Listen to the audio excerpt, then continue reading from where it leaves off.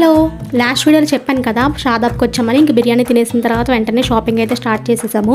ఎక్కడ చూసినా స్టాల్స్ ఉన్నాయి ఫుల్గా. ప్రతి చోట ఆగి కొనుక్కోవాలనిపించింది, కానీ అన్ని కొనుక్కోలేము కదా. ఇంకా కొన్ని చోట్ల ఆగి తీసుకున్నాము. ఇక్కడ ఒక డ్రెస్ తీసుకున్నాను, 350 అంట. ఇక్కడే బెటర్ అనిపించింది. ఇంకా చార్మినార్ లోపలికి వెళ్ళిన తర్వాత సేమ్ ఇవే డ్రెస్సెస్ 500 అంటున్నారు, కొంచెం కూడా తగ్గించట్లేదు. ఇక్కడే తీసుకోవడం బెటర్ అనిపించింది. ఇంకా నేను బ్యాంగిల్స్ కూడా తీసుకున్నాను, 4 బ్యాంగిల్స్ 50 రూపీస్. ఇక్కడ 10 రూపీస్కి కొన్ని ఐటమ్స్ బాగున్నాయి.